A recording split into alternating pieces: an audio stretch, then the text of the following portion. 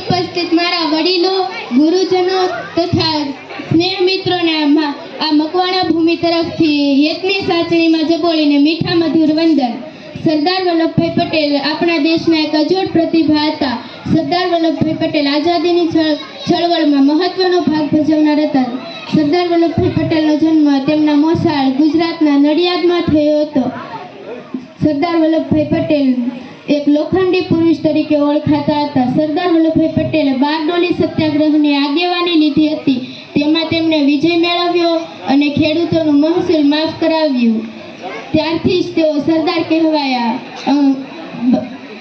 આઝાદીની ચળવળમાં તેઓ ઘણી વખત બ્રિટિશ સરકાર દ્વારા જેલમાં પણ ગયા હતા। સરદાર વલ્લભભાઈ પટેલ ખૂબ જ આઝાદીની ચળવળમાં ખૂબ જ મહત્વનો ભાગ ભજવતા હતા। દેશ આઝાદ થતાની સાથે જ તેઓ ગૃહમંત્રી બન્યા અને નાયબ વડાપ્રધાન બન્યા।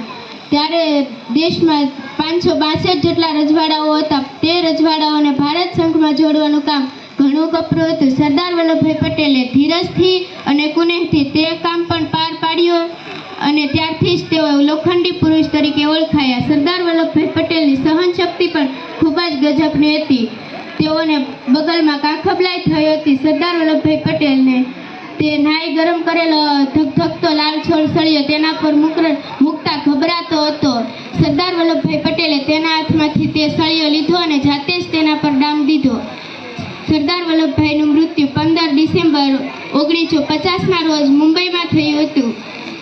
સરદાર વલ્લભભાઈ જેવા મહાન નેતાઓની આપણા દેશને ખૂબ જ જરૂર છે અને અંતમાં હું સરદાર વલ્લભભાઈ પટેલ વિશે 2 પંક્તિઓ કહીશ। કાયર લોકો મુશ્કેલ સમયમાં બહાના શોધે છે, જ્યારે બહાદુર લોકો માર્ગો શોધે છે। બગડેલા કેસને સુધારે તેને વડીલ કહેવાય અને જે કેસને બગડવા જ ન દે તેને વકીલ કહેવાય। આભાર।